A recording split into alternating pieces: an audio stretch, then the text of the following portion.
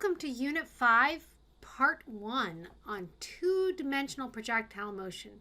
So really what we're going to be doing here is taking the work we did in one-dimensional projectile motion, combine it with the trigonometry we learned for vectors, and applying that to motion in two dimensions. So to begin looking at two-dimensional projectile motion, we're going to begin by looking at a simulation. And I already have that simulation open. Here it is. Let's start with the intro really quick. And we're going to move the cannon down so that it starts right at ground level. And we can fire it. And you can see we get this beautiful parabolic arc. And because we're starting at ground level and ending at ground level, if you look around the green midpoint, you can see that you do indeed have symmetry still. One thing to notice, and we'll actually calculate this in one of the examples in the third video, that I can go to an angle that is symmetric about 45. So it was at 25. So 90 minus 25 is 65 right here. And if I fire, I go up and come down, but I hit the exact same spot. So in the first, you're traveling faster horizontally, but not as high. And the second, you're traveling slower horizontally, but you're going higher. I encourage you to look at this simulation in more depth, because you can play with all sorts of pieces. You can play with the initial speed. You can play with how high it is launched from. You can add air resistance and things like that. What I want to focus on really quick is looking at what happens with vectors as you do this. Okay, so the first thing is I'm going to just put in the velocity vectors and take off the components. And if I fire, I get a velocity vector that does that. But more importantly, if I look at the components, you can see as it goes that the horizontal component maintains the same height, while the vertical component decreases or gets smaller as you go up, goes to 0 at the very top of the motion, and then increases downward as it comes down. So watch that one more time. So the horizontal motion can be decoupled from the vertical motion, as we saw last week in the video of the two pucks or balls or whatever that were being launched. Next, let's get rid of the velocity vectors and look at the acceleration vector. And along the whole path, the acceleration is downward. So if I look at the component view instead of the total view, it's the exact same view in this case. Okay. One other thing to notice is right now I have air resistance off, and it gives me this beautiful symmetric path.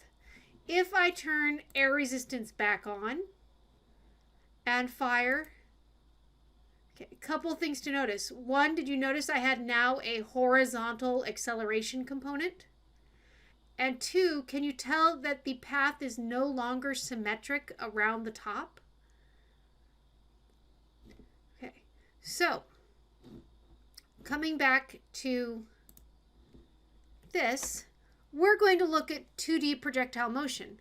But to look at that, we're going to use some equations. And when are they valid? Well, they're valid when our acceleration is constant. And that occurs near the ground and when we neglect air resistance. Now, you may be wondering about that neglecting air resistance. And it really comes down to how you set things up. If you have it, take a piece of paper and drop it, and you can watch it flutter down. Now take that same piece of paper and wad it up into a nice tight ball and drop it, and it no longer flutters.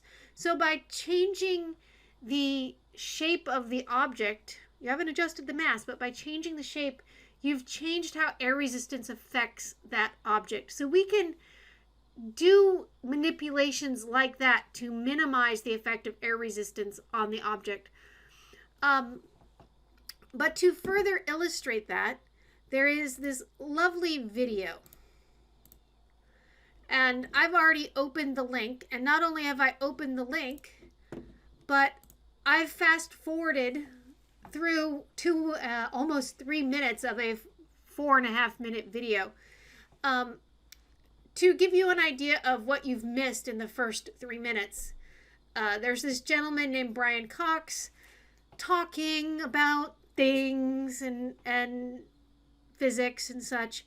And what he does is he takes a bowling ball and a feather up to the world's largest vacuum chamber, which is a NASA facility for testing rockets, and drops them. And the bowling ball falls with a gigantic thud, and the feathers flutter to the ground. And then it's a vacuum chamber. So there's this big show of them closing the gigantic door and pumping all the air out of the vacuum chamber. And you can see where I'm starting right now. We have hit the release button. So let me make it big.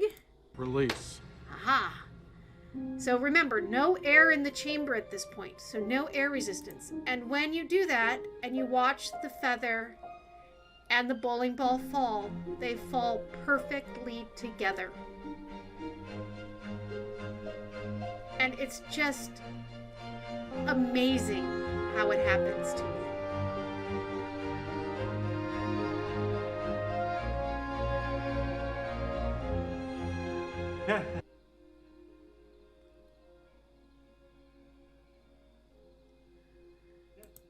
And then you can see Brian Cox there in the brown shirt.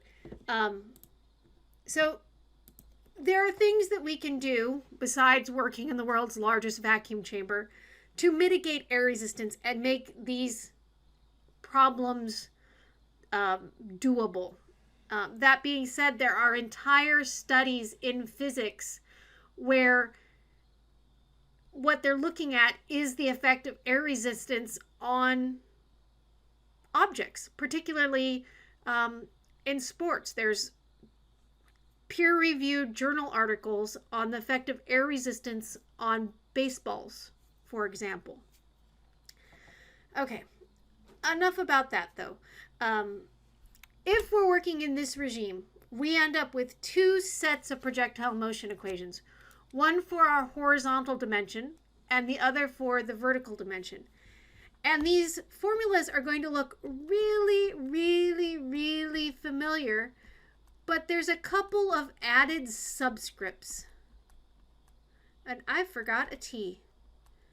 There we go.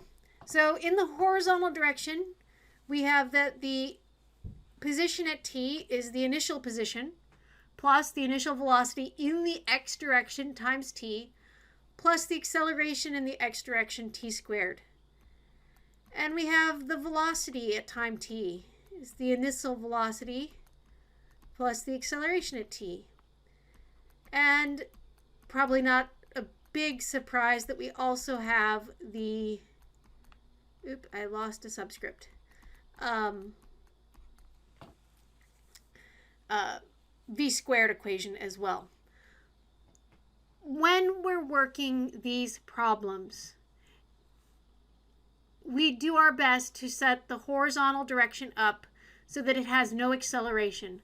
So we let AX equal 0, which simplifies these equations down immensely and gives us a result we shouldn't be too surprised about, I hope, that the velocity is constant.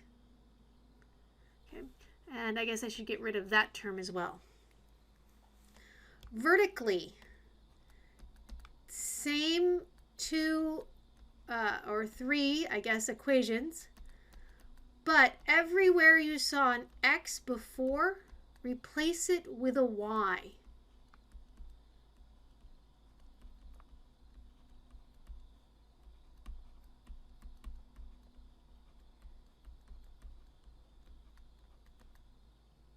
Oh, getting my formulas mixed up. Okay. Everywhere you saw an X, you now have a Y. If you look at the equation sheet, the only equations on there look like the one-dimensional equations because I didn't feel the need to put the same equations on the equation sheet essentially 3 times. So if you need to use this equation, you would reference equation 4 still on the equation sheet, and I will know what that means. Fair enough? Okay. We sometimes have information that will simplify these problems further. That is not always the case. And our grocery list just got longer. So we still have everything we had before with our new subscripts present. And now we have pretty much an identical list in the vertical direction. And this is my habit. I put the time underneath the first column, at the bottom of the first column. But time is the piece that couples these equations together.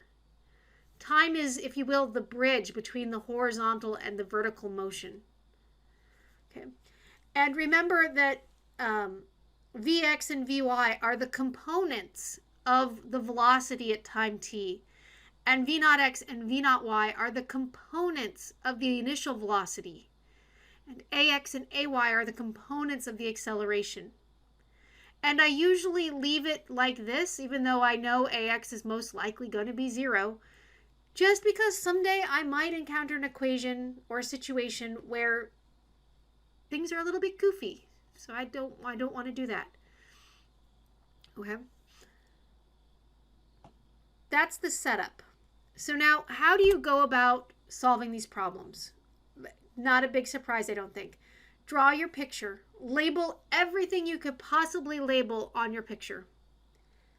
Once you have that done, reinterpret your picture into your list of what you know, don't know, and want to know. In other words, your grocery list. Okay. Now, think about what you need to know in order to find what you want to know. A lot of times the way these problems go is you want to find a horizontal distance, so you want to know x. But in order to know x, you have to find t. And in order to find t, you have to work with the vertical dimension. Okay?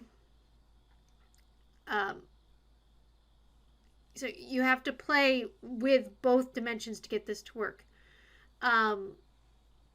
Things to remember. Vertical velocity goes to 0 at the top, just like it did in one-dimensional motion. Horizontal velocity is constant in these problems, so don't let Vx equal 0 at the top. That won't get you anywhere.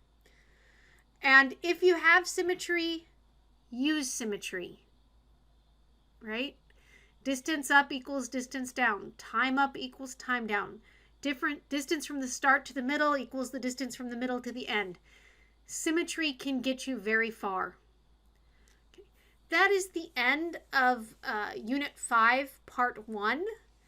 In the next 2 parts, we are going to be working different examples for 2D projectile motion.